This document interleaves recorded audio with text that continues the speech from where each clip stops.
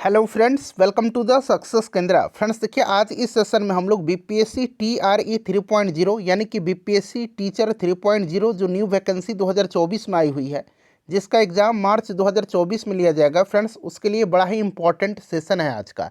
देखिए, आज इस सेशन में हम लोग एनसीईआरटी और एससीईआरटी जो क्लास 9th और 10th का बुक है पॉलिटी का, इंडियन कॉन्स्टिट्यूशन का, उस बुक को हम लोग चैप्टर वाइज सारे एमसीक्यू को आज इस सेशन में कवर करने वाले हैं। इसी प्रकार से मैंने आपको ज्योग्राफी और हिस्ट्री कवर कराया था। NCERT SCERT class 9 10th history और ज्योग्राफी को मैंने कवर करा दिया था। आज हम लोग इस सेशन में जो संविधान का प्रश्न है, इंडियन पॉलिटी का, इंडियन कॉन्स्टिट्यूशन का प्रश्न है, उसको हम लोग डिस्कस करने वाले हैं। चलिए फ्रेंड्स, सेशन आज के स्टार्ट करते हैं। एक बार सभी लोग प्लीज़ जल्दी से सेशन को लाइक कर दीजिए और इसका लिंक फटाफट किसी भी एक ग्रुप में जहाँ कहीं भी आप हैं वहाँ पर शेयर कर दीजिए।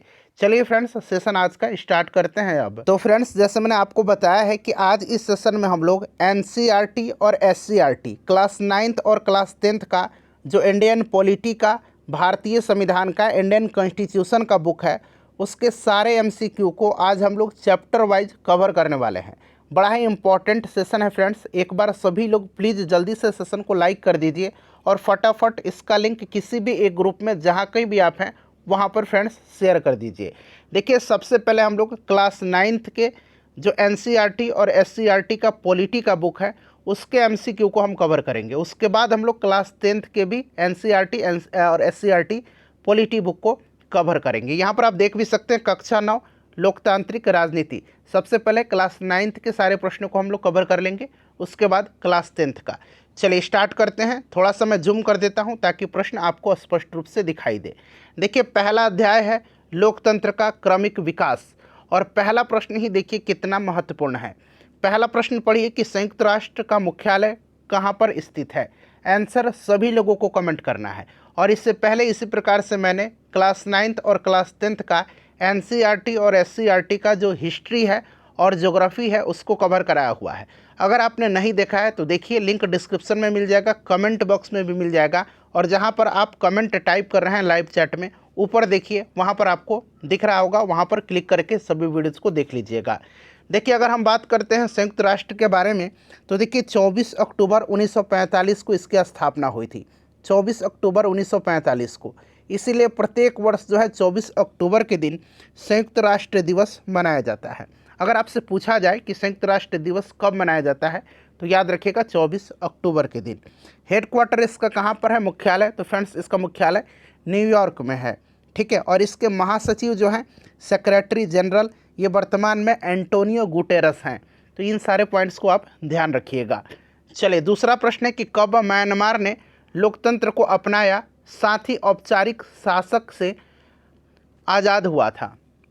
तो देखिए फ्रेंड्स, अगर हम बात करते हैं म्यांमार की तो म्यांमार 4 जनवरी 1948 को जो है स्वतंत्रता इसको बर्मा स्वतंत्रता अधिनियम 1947 की शर्तों के तहत प्राप्त हुई थी। 1948 यहाँ पर ऑप्शन 2 राइट आंसर हो जाएगा। 1948 में म्यांमार का पहले नाम जो था ये बर्मा था, याद रखेंगे आप, ठीक है ना। चलिए, उसके बाद देखिएगा कि अमेरिका में किस वर्ष लोकतांत्रिक सरकार की बहाली शुरू हुई थी। चलिए, अब यहाँ पर फ्रेंड्स ध्यान दीजिएगा। देखिए 1900 यहाँ पर मैं लिख देता हूँ, ऑप्शन में जो दिया गया 1900 में दिया गया है, जबकि यहाँ पर ध्यान दीजिएगा 1787 में जो है अमेरिका में लोकतांत्रिक संविधान को अपनाया गया था, ठीक है ना। और 1789 में जो है लोकतांत्रिक संविधान को लागू कर दिया गया था, ठीक है ना। इस चीज़ को आप ध्यान रखिएगा। तो ऑप्शन यहाँ पर मेरे हिसाब से गलत दे दिया गया है, ठीक है ना। तो 1789 और 1787 ये डेट आप याद रखेंगे। अपनाया था 1787 में और इसको लागू कर दिया गया था 1789 से। चलिए, किस वर्ष सोवियत संघ के विघटन के बाद 15 गणराज्य स्वतंत्र हो गए थे? सोवियत संघ का विघटन जो है, ध्यान रखिएगा, 1991 में हुआ था। कब हुआ था? तो 1991 में। इस चीज़ को आप ध्यान रखिएगा, ठीक है ना।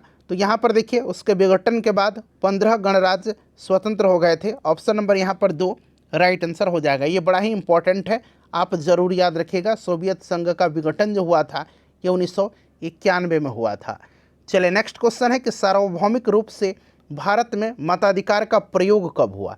फ्रेंड्स देखिए 1992 से लेकर के पिछली बार जो बीपीएससी TRE 2.0 हुआ था, वहाँ तक जितने भी हिस्ट्री के प्रश्न पूछे गए हैं बीपीएससी के द्वारा, जितने भी एग्ज़ाम में, उनको मैंने मैराथन सेशन में 3 घंटे की क्लास में कवर कराया हुआ है। साथ ही साथ मैंने पॉलिटी को इसी प्रकार से कवर कराया हुआ। पॉलिटी वाला वो क्लास ज़रूर देखिएगा। 1992 से लेकर के 2023 तक के सारे प्रश्न मैंने कराया हुआ है। ज्योग्राफी कराया हुआ है, ठीक है ना। साइंस में फिजिक्स, केमिस्ट्री, बायो को मैंने अलग अलग वीडियो में कराया हुआ है। बिहार का इतिहास, बिहार हिस्ट्री कराया हुआ है। साथ ही हमने मॉडर्न हिस्ट्री का 2 अलग से मैराथन सेशन कवर कराया हुआ है। मैंने सबका प्लेलिस्ट बना दिया है। लिंक आपको डिस्क्रिप्शन बॉक्स में मिल जाएगा, कमेंट बॉक्स में भी मिल जाएगा। जहाँ पर आप लाइव चैट कर रहे हैं वहाँ ऊपर देखिए, वहाँ भी आपको मिल जाएगा। चलिए देखिए, सार्वभौमिक रूप से भारत में मताधिकार का प्रयोग कब हुआ। राइट आंसर क्या होगा? तो फ्रेंड्स देखिए, भारत में 1950 में सार्वभौम मताधिकार की जो है ये अधिकार प्राप्त हुआ था, और उस समय उम्र 21 वर्ष थी, ठीक है ना। उस समय उम्र 21 वर्ष थी, और 1989 में यह घटा करके 18 वर्ष कर दी गई थी। 1989 में मतदान की आयु 21 से घटा करके 18 वर्ष कर दी गई थी 61वां संविधान संशोधन अधिनियम के तहत। 61वां संविधान संशोधन अधिनियम के तहत इस चीज़ को आप ज़रूर ही ध्यान रखिएगा। तो 1950 यहाँ पर राइट आंसर हो जाएगा। चलिए, जो इम्पॉर्टेंट क्वेश्चन है ये आपको चैप्टर वाइज यहाँ पर दे दिया गया है, ठीक है ना। अब दूसरा चैप्टर शुरू हो रहा है, लोकतंत्र क्या और क्यों।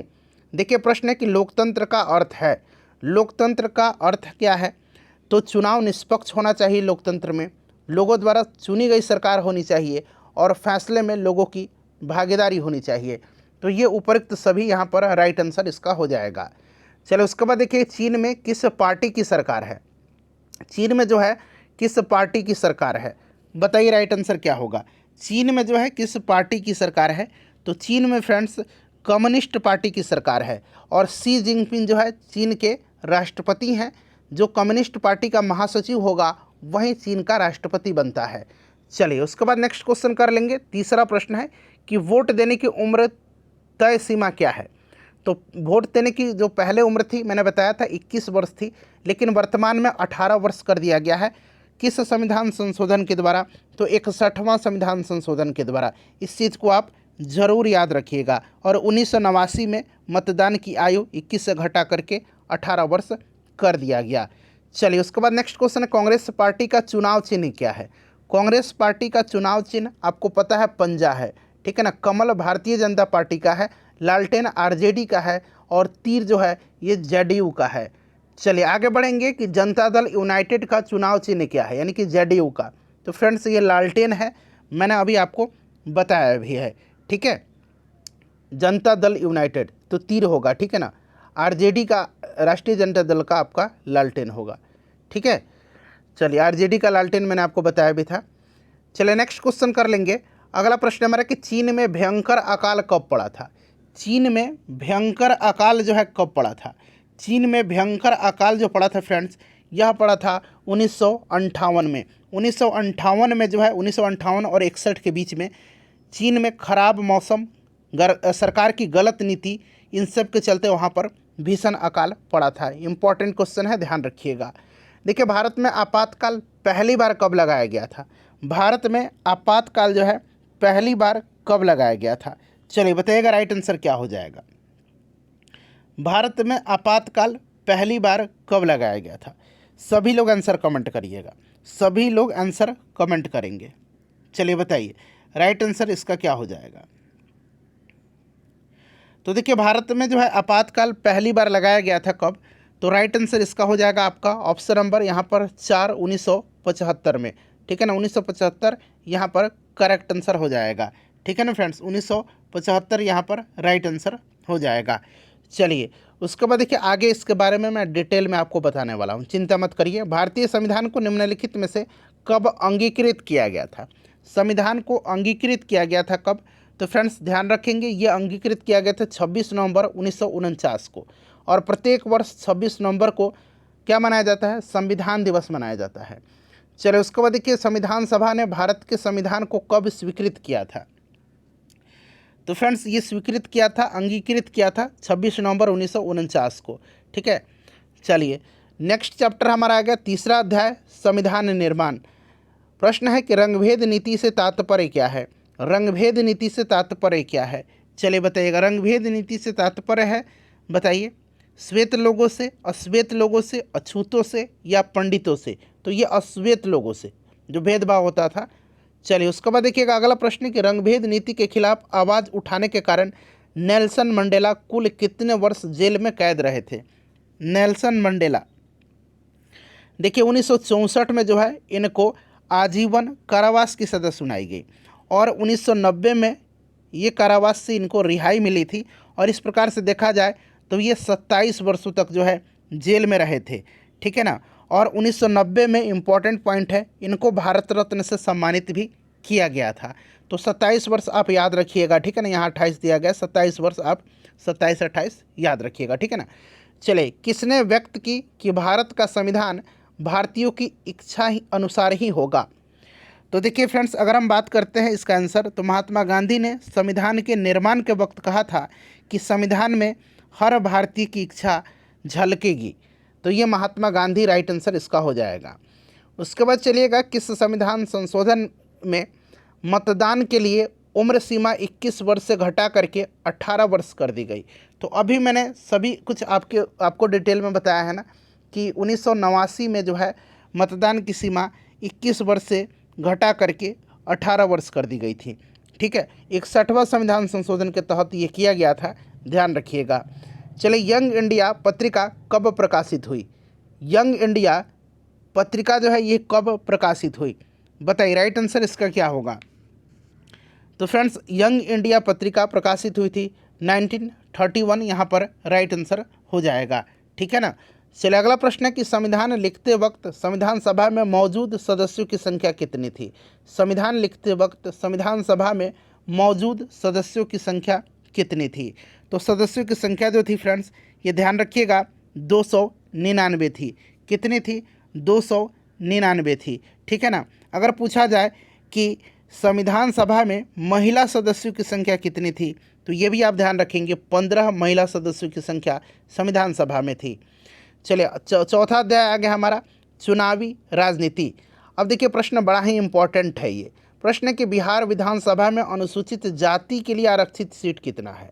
बिहार विधानसभा में टोटल 243 सीटें हैं, ध्यान रखिएगा, जिसमें से 38 सीट जो है ये अनुसूचित जाति के लिए रिजर्व है और 2 सीट जो है अनुसूचित जनजाति के लिए रिजर्व है। तो 38 होगा, यहाँ पर ऑप्शन में नहीं दिया गया है, 38 बना करके टिक लगाइए। चलिए उसके बाद देखिएगा कि वोट देने के लिए निर्वाचन आयोग ने कितने पहचाने को वैध माना है, बताइए, राइट आंसर इसका क्या होगा। कितना जो है पहचान को वैध माना है। तो देखिए फ्रेंड्स, अगर हम बात करते हैं तो इसका राइट आंसर क्या हो जाएगा, करेक्ट आंसर बताइए, इसका करेक्ट आंसर क्या होगा।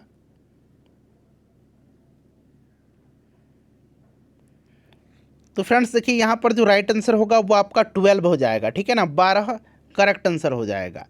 चलिए, गरीबी हटाओ का नारा किस पार्टी ने दिया था। गरीबी हटाओ का नारा 1971 में जो आम चुनाव हुआ था उस समय इंदिरा गांधी जी ने दिया था। तो यहाँ पर कांग्रेस राइट आंसर हो जाएगा, ठीक है ना। अच्छा, गरीबी हटाओ और देश बचाओ का नारा था, ये 1971 में इंदिरा गांधी ने दिया था। और गरीबी हटाओ 5वीं पंचवर्षीय योजना से संबंधित है, इस चीज़ को आप ध्यान जरूर रखिएगा, ठीक है ना। देखिए, लोकतंत्र बचाओ का नारा, ये लोकतंत्र था, अभी था गरीबी हटाओ देश बचाओ का नारा। ये लोकतंत्र बचाओ का नारा किस पार्टी ने दिया था, तो 1977 में जनता पार्टी ने दिया था, जनता पार्टी यहाँ पर राइट आंसर हो जाएगा। चलिए उसके बाद देखिए, दुनिया में सबसे ज़्यादा मतदाता किस देश के पास हैं। दुनिया में सबसे ज़्यादा जो मतदाता हैं, वोटर्स हैं, ये अपने प्यारे भारत में हैं। निम्न में से कौन सा एक भारतीय संविधान की चौथी अनुसूची की सही व्याख्या करता है। चौथी अनुसूची, टोटल 12 अनुसूची है, 8वीं अनुसूची में 22 भाषाओं का उल्लेख है, इस चीज़ को आप ज़रूर ध्यान रखिएगा। यहाँ पर देखिएगा चौथी अनुसूची, सभी ऑप्शन को पढ़िए, पहला और दूसरा पढ़ लीजिए, ये तो नहीं होगा, ठीक है। चलिए उसके बाद देखिएगा तीसरा भी नहीं होगा, चौथा होगा, इसमें राज्यसभा में स्थानों का आवंटन है, ठीक है ना। चलिए उसके बाद नेक्स्ट क्वेश्चन कर लेंगे। अगला प्रश्न हमारा क्वेश्चन नंबर 7 कि निर्वाचन आयोग का निम्नलिखित में से कौन सा कार्य नहीं है।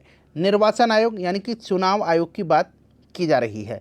देखिए कौन सा कार्य यहाँ पर नहीं है, यह लोकसभा, विधानसभा और राष्ट्रपति उपराष्ट्रपति का चुनाव कराता है, बिल्कुल इसका कार्य है। राजनीतिक दलों को मान्यता निर्वाचन आयोग ही प्रदान करता है, ये भी सही है। किसी संसद सदस्य की मान्यता अपने विचार से रद्द करता है, ये इसका कार्य नहीं है, ठीक है ना। विधान परिषद के सदस्यों की निरर्हता से संबंधित मसलों पर राज्यपाल से सलाह लेता है, इस चीज़ को ये सही दिया गया है। तो पूछा गया सही नहीं है, यहाँ पर कार्य नहीं है, तो आपका यहाँ पर ऑप्शन 3 राइट आंसर हो जाएगा। चलिए अगला चैप्टर आ गया अध्याय 5, संसदीय लोकतंत्र की संस्थाएं। चलिए पहला प्रश्न है कि निर्णय लेने के लिए कितनी महत्वपूर्ण संस्थाएं हैं। निर्णय लेने के लिए कितनी महत्वपूर्ण संस्थाएं हैं, बताइए। तो निर्णय लेने के लिए फ्रेंड्स कितनी महत्वपूर्ण संस्थाएं जो है उपलब्ध हैं, राइट आंसर इसका क्या होगा। तो यहाँ पर देखेंगे तो इसका जो करेक्ट आंसर हो जाएगा फ्रेंड्स वो आपका ऑप्शन 4 हो जाएगा, 3 हो जाएगा, 3 राइट आंसर हो जाएगा, ठीक है ना। एक तरह से देखें तो प्रेसिडेंट, प्रधानमंत्री, पार्लियामेंट, ठीक है ना। तो इस तरह से इसका राइट आंसर हो जाएगा आपका। चलिए कैसे, तो लेजिस्लेटिव, एग्जीक्यूटिव और जुडिशियल। चलिए नेक्स्ट क्वेश्चन है हमारा कि किस आयोग ने सामाजिक तथा आर्थिक रूप से पिछड़े वर्गों के रूप में 27% आरक्षण की व्यवस्था किया था, बताइए राइट आंसर इसका क्या होगा। तो फ्रेंड्स यह था मंडल आयोग। मंडल कमीशन का गठन 1979 में जो है सामाजिक या शैक्षिक रूप से पिछड़े वर्ग की पहचान के उद्देश्य से किया गया। इस आयोग का नेतृत्व भारतीय सांसद बीपी मंडल के द्वारा किया गया था। बीपी मंडल राइट आंसर हो जाएगा, ठीक है ना फ्रेंड्स। और देखिए 1980 में इसने अपना रिपोर्ट दिया था और उसमें पिछड़े वर्ग के लोगों के लिए सरकारी नौकरियों में 27% की आरक्षण की सिफारिश भी किया था। और सरकार ने 1990 में मंडल आयोग की सिफारिशों को जो है लागू किया था। चलिए नेक्स्ट क्वेश्चन कर लेंगे फ्रेंड्स। अगला प्रश्न है कि किस संविधान संशोधन के तहत राष्ट्रपति मंत्रिपरिषद की सिफारिश को पुनर्विचार के लिए एक बार वापस कर सकता है, इसका करेक्ट आंसर क्या हो जाएगा, इसका राइट आंसर क्या हो जाएगा।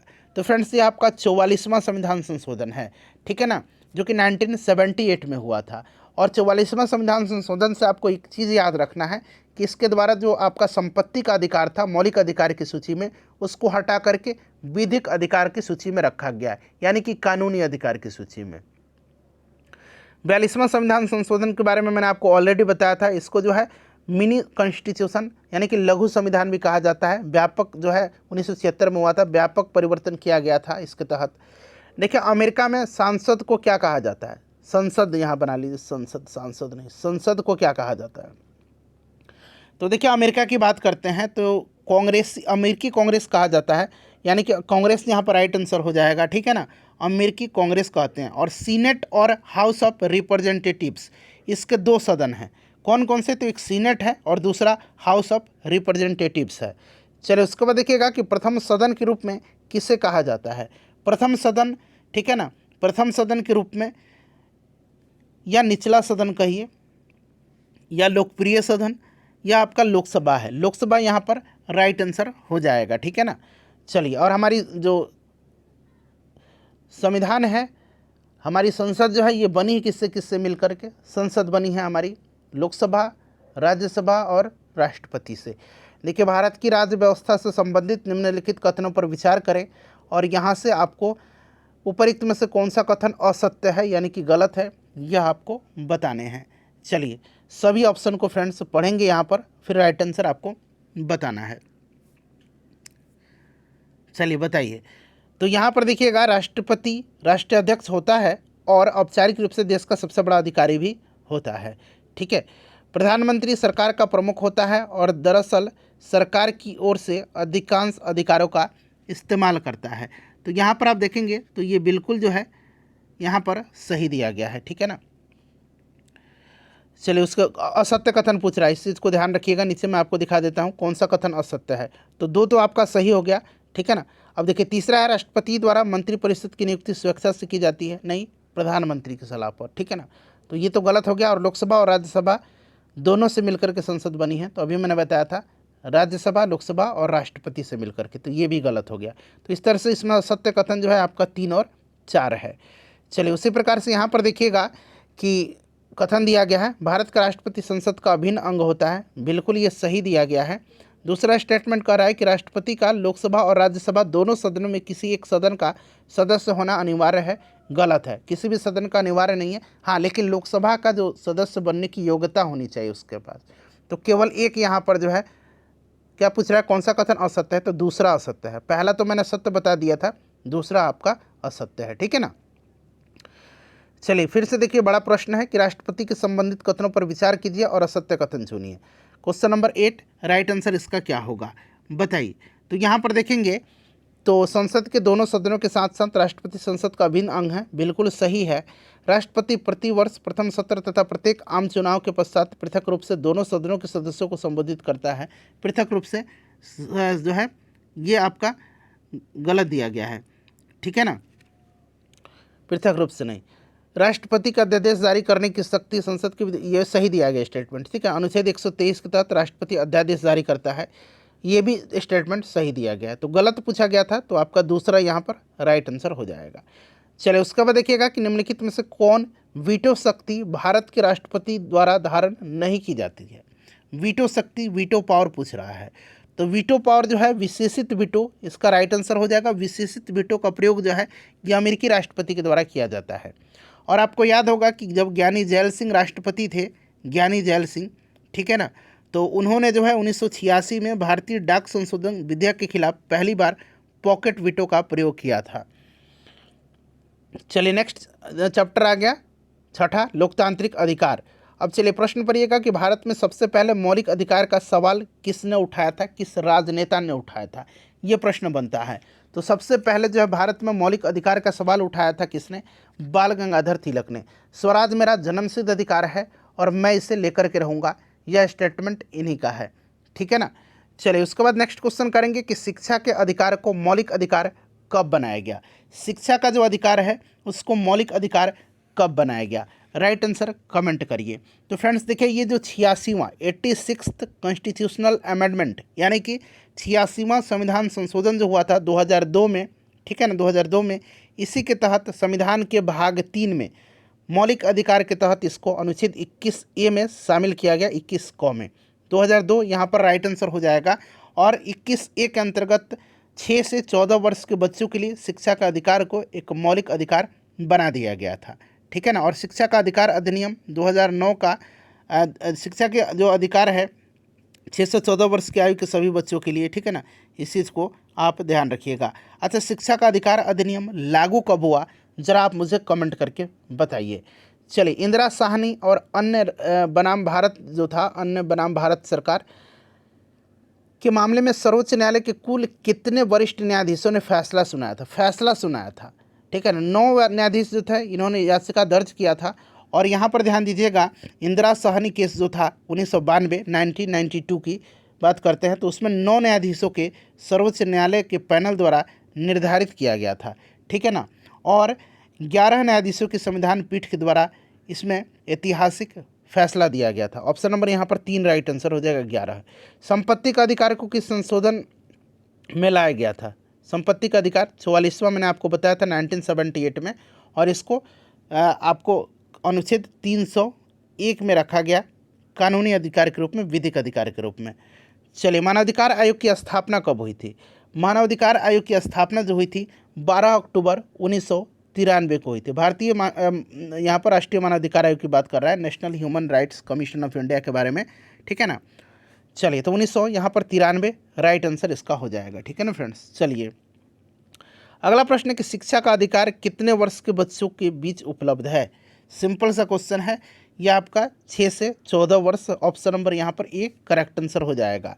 लिंग चयन प्रतिबंध अधिनियम कानून कब बना, बताइए।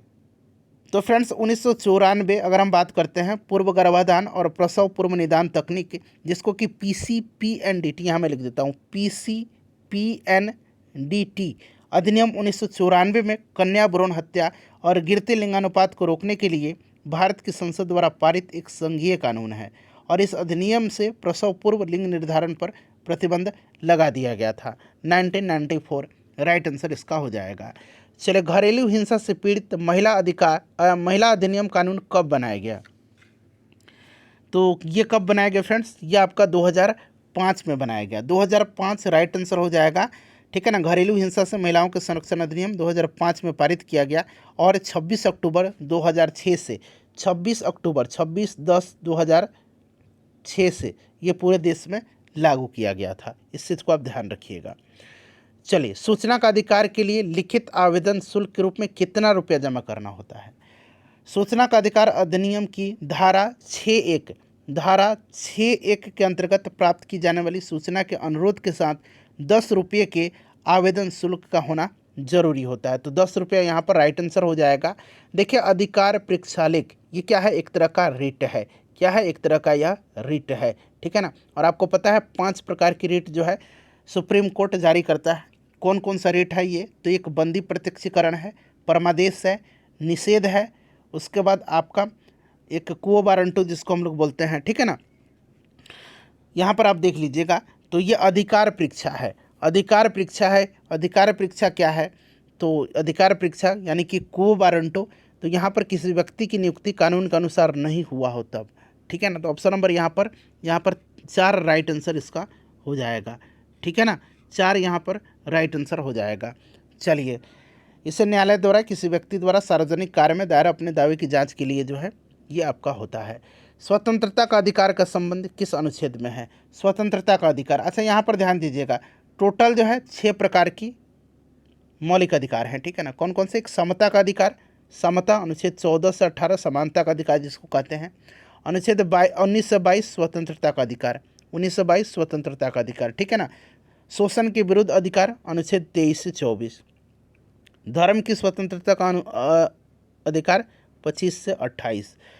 संस्कृति और शिक्षा संबंधी अधिकार 29 से 30, ठीक है।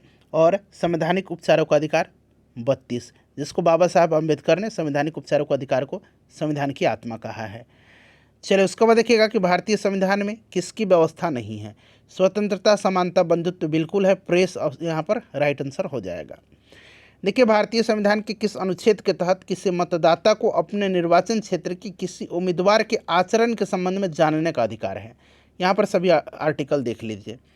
तो यह आपका 19(1) क इसका राइट आंसर हो जाएगा। 19(1) क इसमें जो है बोलने और अभिव्यक्ति की स्वतंत्रता है और प्रत्येक नागरिक को भाषण द्वारा, लेखन, मुद्रण, चित्र या किसी अन्य तरीके से स्वतंत्र रूप से किसी के विचारों और विश्वासों को व्यक्त करने का अधिकार प्राप्त इसमें है।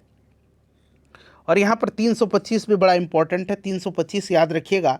भारतीय संविधान के 325 जो है यह मतदाता सूची नियमावली से संबंधित है। और 325 में कहा गया है कि कोई भी व्यक्ति धर्म, नस्ल, जाति या लिंग के आधार पर किसी विशेष मतदाता सूची में शामिल होने का दावा करने योग्य नहीं होगा। चलिए, निम्न कार्यों में से कौन सा कार्य अनुच्छेद 17 के तहत छुआछूत का कार्य माना जाता है? अस्पृश्यता का निवारण किया गया, अस्पृश्यता का अंत किया गया, छुआछूत का अंत अनुच्छेद 17 में। मौलिक अधिकार है, ध्यान रखिएगा। यहाँ पर सभी ऑप्शन को पढ़िएगा, इसमें से सारे के सारे ऑप्शन जो है यहाँ पर सही दिए गए हैं, इसलिए उपयुक्त सभी यहाँ पर करेक्ट आंसर हो जाएगा, ठीक है ना। चलिए, धार्मिक अधिकारों के संबंध में किसी व्यक्ति को बताइए, यहाँ नीचे कूट में से सही उत्तर का आपको चयन करना है, ठीक है ना। तो बताइए राइट आंसर यहाँ पर इसका क्या हो जाएगा? तो यहाँ पर देखिएगा कि धार्मिक अधिकारों के संदर्भ में किसी व्यक्ति को धार्मिक कामकाजों के प्रबंधन का अधिकार है, बिल्कुल है।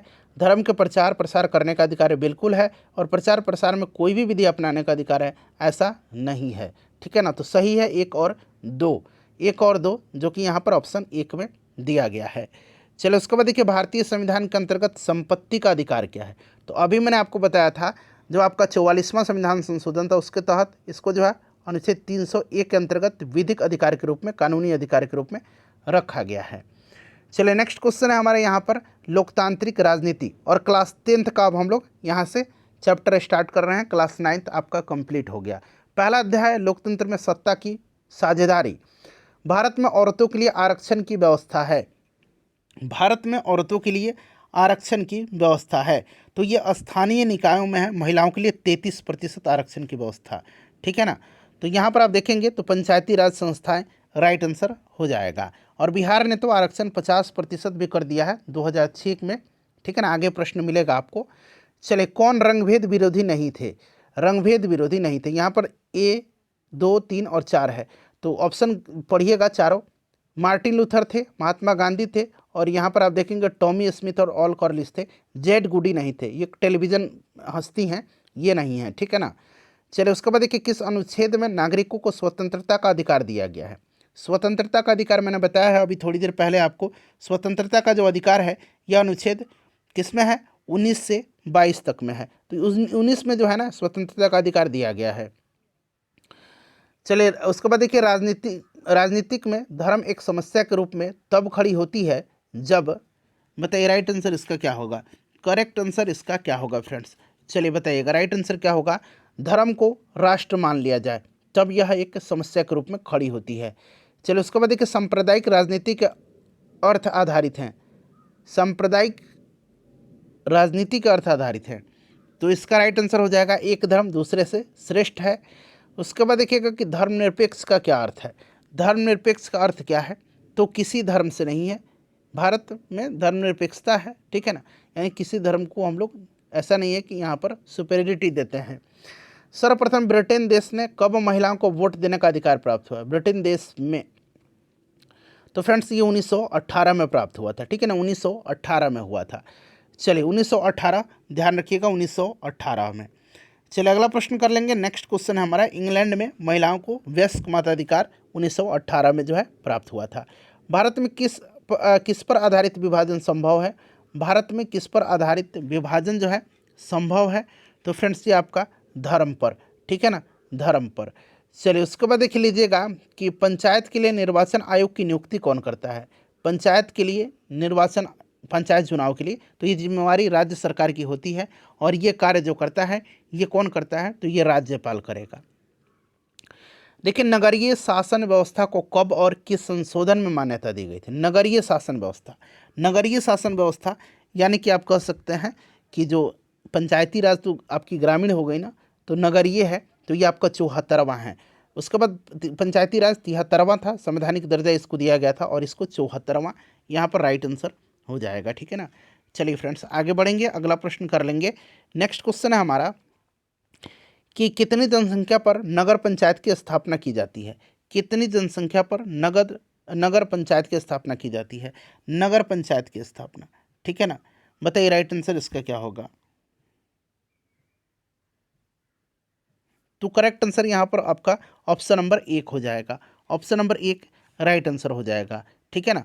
चलो उसके बाद देखिए नगर पालिका कार्य क्षेत्र विषय अनुसूची में है। नगर पालिका जो है यह किस अनुसूची का विषय है, तो फ्रेंड्स यहाँ 12वीं अनुसूची में है। किस अनुसूची में है, तो याद रखेंगे ये आपका 12वीं अनुसूची में है, ठीक है ना, 12वीं अनुसूची ध्यान रखिएगा। चलिए देखिए जिला परिषद का कार्यकाल कितने वर्ष का होता है। जिला परिषद का कार्यकाल 5 वर्ष का होता है, 5 वर्ष राइट आंसर हो जाएगा। भारत एवं अमेरिका के संविधान के संदर्भ में निम्नलिखित में से कौन सा प्रावधान एक समान है। एक समान भारत और अमेरिका के संविधान में, ठीक है ना। बताइए राइट आंसर क्या होगा। राइट आंसर यहाँ पर देखेंगे, सारे ऑप्शन को देख लीजिएगा, दिख रहा होगा। देखिए स्वतंत्र, यहाँ पर देखिए आपका, यहाँ पर देखिए संविधान के निर्वाचन के लिए एक स्वतंत्र न्यायपालिका पाई जाती है। ऑप्शन 4 यहाँ पर राइट आंसर हो जाएगा, ठीक है ना।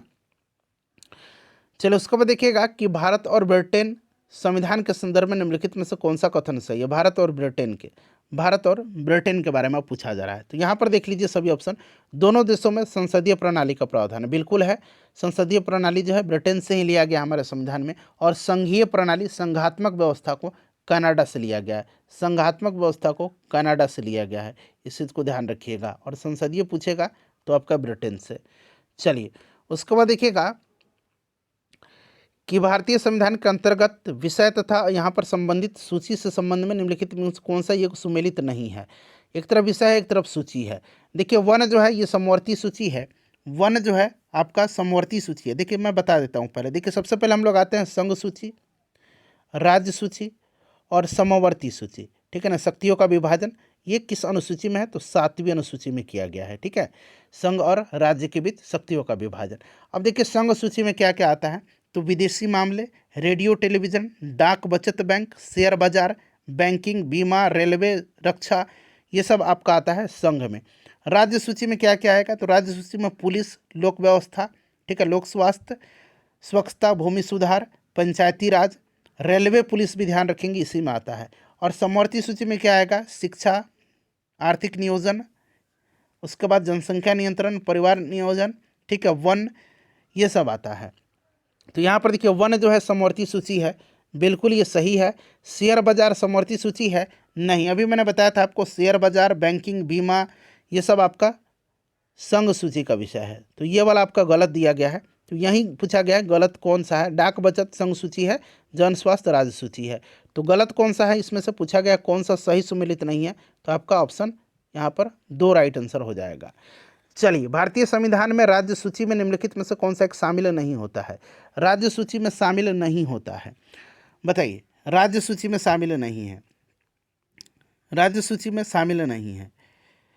तो इसमें से आपका हो जाएगा राज्य सूची में क्या क्या मैंने बताया था आपको। कानून और व्यवस्था, बिल्कुल जो है लोक व्यवस्था है, पुलिस भी है, कारागार भी है इसमें, ठीक है ना। ये आपका दंड प्रक्रिया संहिता नहीं है, दंड प्रक्रिया संहिता नहीं होगा, इसीलिए ध्यान रखिएगा, ठीक है ना। चलिए, तो ऑप्शन नंबर यहाँ पर 4 राइट आंसर हो जाएगा। अगला प्रश्न करेंगे कि निम्नलिखित में से किस या किन आयोग समिति का संबंध केंद्र राज्य संबंध से नहीं रहा है, और यहाँ से सही आंसर चुन करके बताना है। तो देखिए किसका इसमें से नहीं रहा है, तो मैं आपको बताता हूँ वो आपका कौन सा कमेटी है। तो वह आपका कमेटी कौन सा है? तो फ्रेंड्स, ये आपका इंद्रजीत गुप्ता समिति है। इसका संबंध केंद्र राज्य संबंध से नहीं रहा है। इंद्रजीत गुप्ता समिति का संबंध किससे है? तो ये आपका चुनाव के राज्य वित्त पोषण से है, चुनाव के राज्य वित्त पोषण से है, ठीक है ना। तो यहाँ पर राइट आंसर आपका हो जाएगा केवल 3। देख लीजिए ऑप्शन 1 में। संविधान में उपबंध के संदर्भ में निम्नलिखित में से कौन सा कथन सही नहीं है? जूम कर देता हूँ, आपको दिखाई देगा। चलिए, सही नहीं है, सही नहीं है। चलिए सभी कथन को पढ़िए, सभी कथन को पढ़िए। राइट आंसर यहाँ पर क्या होगा?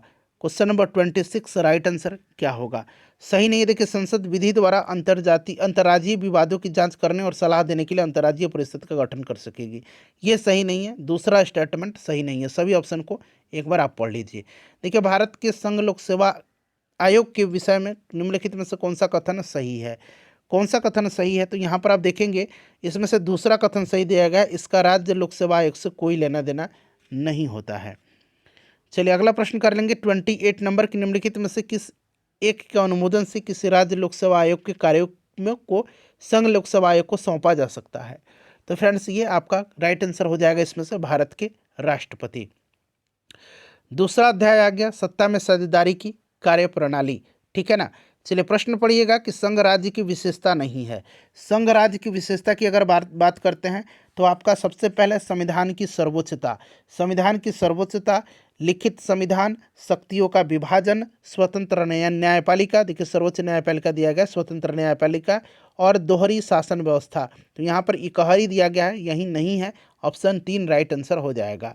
संघ सरकार का उदाहरण है, संघ सरकार का उदाहरण है। राइट आंसर इसमें से बताइए क्या होगा? संघ सरकार का उदाहरण है। बताइए फ्रेंड्स, करेक्ट आंसर क्या होगा? संघ सरकार का उदाहरण है, तो इसमें से देखिए अमेरिका राइट आंसर हो जाएगा। भारत में संघ और राज्यों के बीच अधिकारों का विभाजन कितनी अनुसूची में किया गया है? कितनी सूची में किया गया? तो ये 7वीं अनुसूची में 3 सूची हैं, संघ सूची, राज्य सूची और समवर्ती सूची। तो यहाँ पर ऑप्शन नंबर 4 देख सकते हैं, राइट आंसर दिया गया है। चलिए, सत्ता में साझेदारी सही है क्योंकि, सत्ता में साझेदारी सही है क्योंकि, राइट आंसर इसका क्या होगा? क्योंकि विभिन्न समुदायों के बीच टकराव यह कम करती है, ठीक है ना। चलो उसके बाद देखिएगा कि भारतीय स्वतंत्रता अधिनियम 1947 में देशी रियासतों की संख्या कितनी थी? तो देशी रियासतों की संख्या की अगर हम बात करते हैं तो उस समय आपके 565 देशी रियासत थे, ठीक है ना।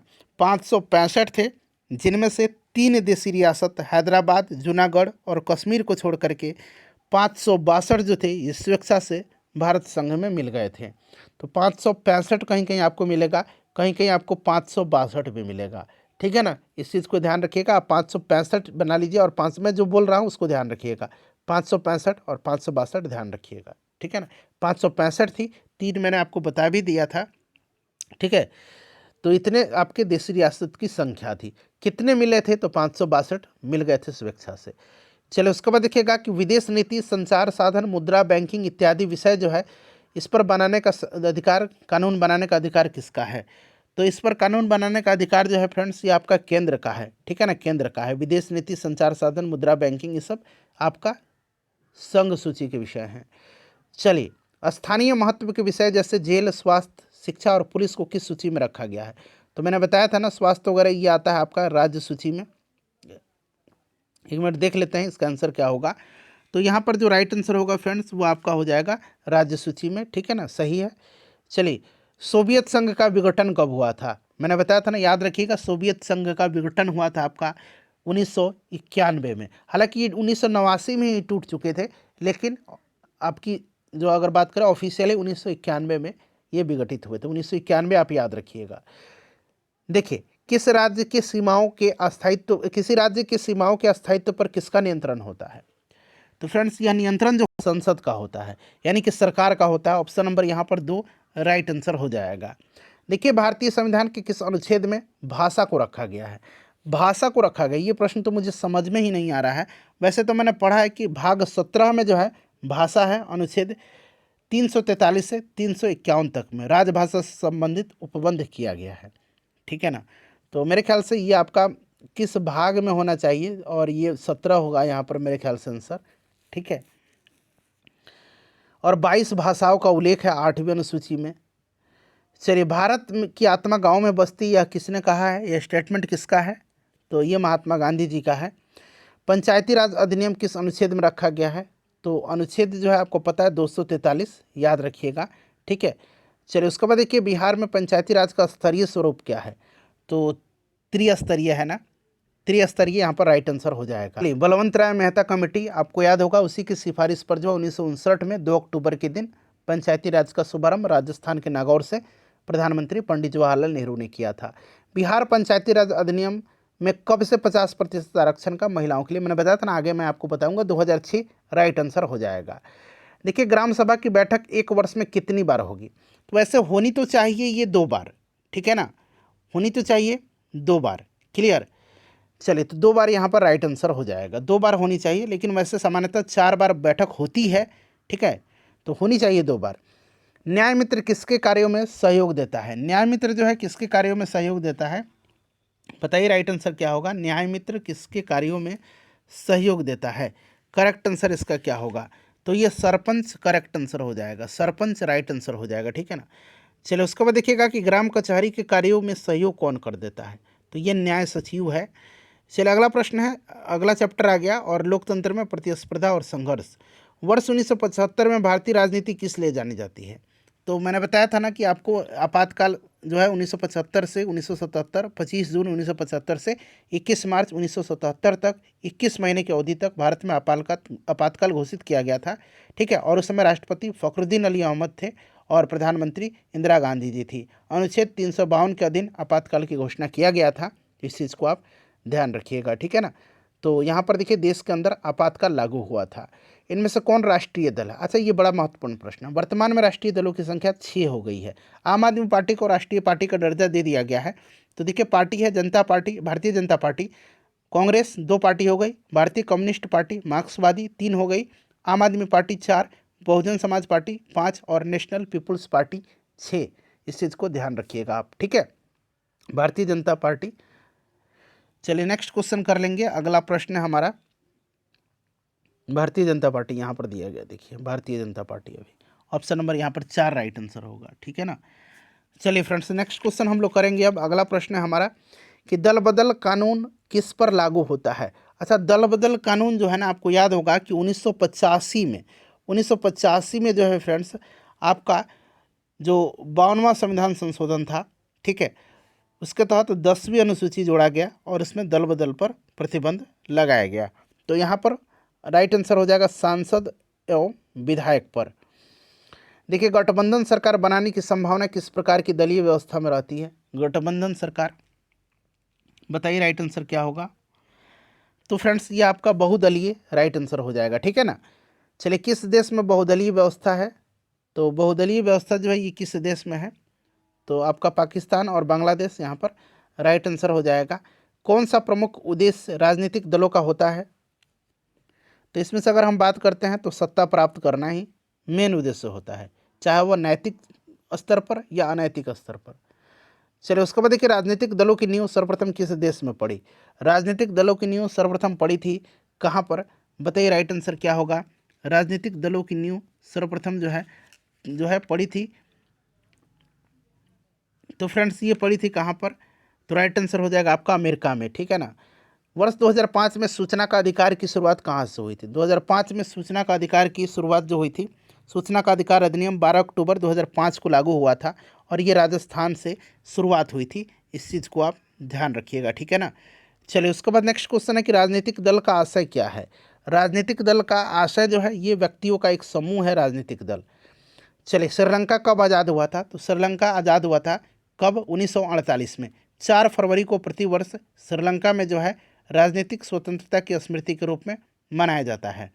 चलिए तो ये 1948 राइट आंसर हो जाएगा। बोलीविया में जन संघर्ष का मुख्य कारण क्या था? बोलीविया में जन संघर्ष जो का मुख्य कारण था आपका, पानी की आपूर्ति वहाँ पर कम थी, पानी की कीमत में वृद्धि हो गई थी। तो ऑप्शन नंबर यहाँ पर एक राइट आंसर हो जाएगा। चलिए ताड़ी विरोधी आंदोलन किस प्रांत में शुरू हुआ था? बड़ा ही महत्वपूर्ण क्वेश्चन है। तो ताड़ी विरोधी आंदोलन ये आंध्र प्रदेश में, ठीक है। चलिए अगला प्रश्न है कि नर्मदा घाटी किस राज्य से संबंधित है? तो नर्मदा घाटी गुजरात, महाराष्ट्र और मध्य प्रदेश। तो ऑप्शन नंबर यहाँ पर 4 राइट आंसर हो जाएगा। चलिए उसके बाद नेक्स्ट क्वेश्चन कर लेंगे। क्वेश्चन नंबर हमारा अगला है कि भारतीय किसान यूनियन के प्रमुख नेता थे। भारतीय किसान यूनियन के, तो ये महेंद्र सिंह टिकैत थे, काफ़ी ये प्रसिद्ध व्यक्ति हैं। 1925 में भारतीय कम्युनिस्ट पार्टी की स्थापना किसने की थी? 1925 में कानपुर में हुआ था, ठीक है ना। और ये संस्थापक सदस्यों में से S.A. डांगे थे। उस समय संस्थापक सदस्य में ये शामिल थे, S.A. डांगे। चलिए राजद पार्टी की स्थापना कब हुई थी? बताइए राजद पार्टी की स्थापना कब हुई थी? राइट आंसर बताइए। राजद पार्टी की राष्ट्रीय जनता दल 1997, ठीक है ना। समाजवादी पार्टी के संस्थापक मुलायम सिंह जी ने पार्टी की स्थापना कब किया था? तो इन्होंने किया था 1992 में। चलिए 1977 की जनता पार्टी की सरकार को लोकसभा चुनाव में कुल 542 सीटों में से कितने सीटें मिली थी? तो कुल सीटें उस समय उसको मिली थी 295 सीटें मिली थी, ठीक है ना, 295। इस चीज़ को ध्यान रखिएगा। यहाँ पर ऑप्शन में यहाँ पर ऑप्शन इस तरह से दिया गया है, ठीक है ना, 18 19। ये थोड़ा सा यहाँ पर एरर है प्रश्न में। तो ये मिली थी, मैंने बता दिया था ना, 295, ध्यान रखिएगा। गरीबी हटाओ का नारा इंदिरा गांधी के द्वारा कब दिया गया था? तो मैंने बता ही दिया है, 1971 में, ठीक है, गरीबी हटाओ। निम्नलिखित में से कम कितने राज्यों में राज्य स्तरीय पार्टी की हैसियत रखने वाले राजनीतिक दल को राष्ट्रीय पार्टी की मान्यता दी जाती है? अब जितने भी यहाँ से संबंधित ये एलिजिबिलिटीज हैं, ये आपको 3-4 क्वेश्चन है, पूरा क्लियर हो जाएगा। तो सबसे पहले यहाँ तो इसका राइट आंसर मैं आपको बता दूँ, ये आपका हो जाएगा 4 राज्य, ठीक है ना, 4 राज्य। अब आइए अगला प्रश्न, किसी राजनीतिक दल को राष्ट्रीय दल अथवा प्रादेशिक दल के रूप में मान्यता निम्नलिखित में से कौन देता है? तो ये निर्वाचन आयोग देता है। ये प्रश्न बड़ा पूछा जाता है। उसके बाद देखिए, किसी राजनीतिक दल का राष्ट्रीय दल के रूप में मान्यता कब प्रदान की जाती है? तो इसका आंसर जो हो जाएगा यहाँ पर देख लीजिएगा, उससे 4 या अधिक राज्यों में राज्य स्तरीय राजनीतिक दल के रूप में मान्यता दी गई हो। अब चलिए, भारत में एक राष्ट्रीय दल के रूप में मान्यता प्राप्त करने के लिए किसी दल को कम से कम कितने मत जो हैं प्राप्त करने चाहिए? तो कम से कम कितने मत प्राप्त करना चाहिए? तो 4% वैध मत जो है 4 अथवा अधिक राज्यों में, ठीक है। चलो उसके बाद देख लीजिएगा कि भारत में दलीय पद्धति की एक विशेषता है। भारत में दलीय पद्धति की विशेषता है बहुदलीय पद्धति। हमारे यहाँ बहुत सारी पार्टियाँ हैं, क्षेत्रीय पार्टी भी हैं, ठीक है, राष्ट्रीय पार्टी भी हैं। प्रथम लोकसभा चुनाव में कितने राजनीतिक दलों को राष्ट्रीय दल का दर्जा प्राप्त हुआ था? यह प्रश्न बनता है कि कितने राष्ट्रीय दलों ने उस समय चुनाव लड़ा था? तो 14, ध्यान रखिएगा, राष्ट्रीय दल थे। ऑप्शन नंबर यहाँ पर 3 राइट आंसर हो जाएगा, 14। वर्तमान में देश में राष्ट्रीय दलों की कुल संख्या कितनी है? नेशनल पार्टी जो है 6 हैं, मैंने आपको बता ही दिया है, इस चीज़ को ध्यान रखिएगा। निम्नलिखित में से कौन सा एक क्षेत्रीय दल है? तो इसमें से देखिए क्षेत्रीय दल जो है आपका हो जाएगा अकाली दल क्षेत्रीय दल है। देखिए, किसी राजनीतिक दल को पंजीकृत दल की स्थिति पाने के लिए कम से कम कितना प्रतिशत मत पाने चाहिए? तो अभी मैंने बताया आपको कितना प्रतिशत मत पाना चाहिए, तो ये 4% जो है इसका राइट आंसर हो जाएगा। भारत में दलीय व्यवस्था निम्नलिखित में से किस एक व्यवस्था का अंग है? दलीय व्यवस्था जो है ये किस एक व्यवस्था का अंग है? तो फ्रेंड्स ये आपका राजनीतिक व्यवस्था का है। निम्नलिखित में से किस वर्ष भारतीय साम्यवादी दल की विभाजन होने पर भारतीय साम्यवादी यानी कि मार्क्सवादी का जन्म हुआ था? ठीक है ना, CPIM। तो राइट आंसर इसका क्या हो जाएगा फ्रेंड्स? करेक्ट आंसर आपका हो जाएगा 1964 में। चलिए अगला चैप्टर आ गया लोकतंत्र की उपलब्धि। चलिए प्रश्न है कि कौन सी बात लोकतांत्रिक व्यवस्था के अनुरूप नहीं है? चलिए यहाँ पर आंसर बताइएगा। तो राइट आंसर अनुरूप नहीं पूछा गया है, तो बहुसंख्यकों का शासन। ठीक है, चलिए उसके बाद देखिएगा कि लोकतांत्रिक व्यवस्थाओं ने किन मुद्दों पर सफलता पाई है। तो किस मुद्दे पर लोकतांत्रिक व्यवस्था में सफलता पाया गया है? तो लोगों के बीच टकराव समाप्त कर दिया। तो ऑप्शन नंबर यहाँ पर 2 राइट आंसर हो जाएगा। लोकतंत्र की सफलता का कारण पूछा गया है, तो यहाँ पर शिक्षा होगा, शिक्षित राइट आंसर हो जाएगा। 15वीं लोकसभा चुनाव कब हुआ था? आपको 17वीं याद रखना है, ठीक है ना। 17वीं लोकसभा चुनाव जो हुआ था ये पिछले बार हुआ था, 17वीं लोकसभा चुनाव, ठीक है ना। चलिए तो यहाँ पर 15वीं पूछ रहा है, तो 15वीं जो होगा आपका राइट आंसर क्या हो जाएगा फ्रेंड्स? यहाँ पर 2009, ठीक है। 16वीं आपका 2014, 17वीं 2018, ठीक है ना। अब जो चुनाव होगा वो 18वीं लोकसभा होगी। चलो उसके बाद देखिए किसे बढ़ाने में लोकतंत्र मददगार होता है? तो लोकतंत्र मददगार होगा आपका विश्वास, समझदारी और शिक्षित, सही सभी हो जाएगा। लोकतंत्र का आशय क्या है? तो लोकतंत्र का आशय है आपका जनता के द्वारा शासन। ऑप्शन नंबर यहाँ पर 1 राइट आंसर हो जाएगा। चलिए अगला चैप्टर आ गया लोकतंत्र की चुनौतियाँ। तो देखिए लोकतंत्र की सफलता निर्भर करती है, लोकतंत्र की सफलता जो है यह निर्भर करती है नागरिकों की विवेकपूर्ण सहभागिता पर, ठीक है ना। चलिए नेक्स्ट क्वेश्चन है हमारा कि 15वीं लोकसभा चुनाव से पूर्व लोकतंत्र में महिला की भागीदारी कितनी थी? तो उस समय भागीदारी 10% थी, और अब जो अभी 17वीं लोकसभा हुआ था उसमें आपके 78, यहाँ पर ध्यान रखिएगा कितने, तो ये 78 महिला सदस्य चुनकर आई थी, ठीक है ना। इस चीज़ को आप ध्यान रखिएगा। लोकतंत्र जनता का जनता के लिए तथा जनता के लिए शासन है, यह कथन किसका है? सिंपल सा अब्राहम लिंकन का यह स्टेटमेंट है, ठीक है ना। चलिए उसके बाद देखिएगा कि क्षेत्रवाद की भावना एक कुपरिणाम है किसका? तो यह क्षेत्रवाद जो है अलगाव का यह एक परिणाम है। उसके बाद देखिए 15वीं लोकसभा चुनाव में यूपीए द्वारा सीटों पर विजय पाया गया था। तो अभी 17वीं में कितना सीट मिला था कांग्रेस को? तो 17वीं में जो मिला था वो आपको 52 सीट मिला था। इस चीज़ को आप ध्यान रखिए, इस तरह के प्रश्न नहीं ही पूछे जाएंगे। चलिए वैसे इसका आंसर बुक में इसमें दिया जो गया है मैं बता देता हूँ आपको, 265। भारतीय लोकतंत्र किस प्रकार का है? तो भारतीय लोकतंत्र जो है ये किस प्रकार का है?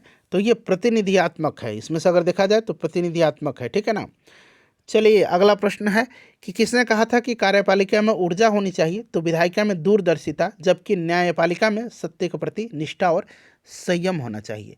यह स्टेटमेंट बड़ा ही पॉपुलर है, यह स्टेटमेंट अलेक्जेंडर हैमिल्टन का है, ठीक है ना। चलिए राजनीतिक सुधार से क्या तात्पर्य है?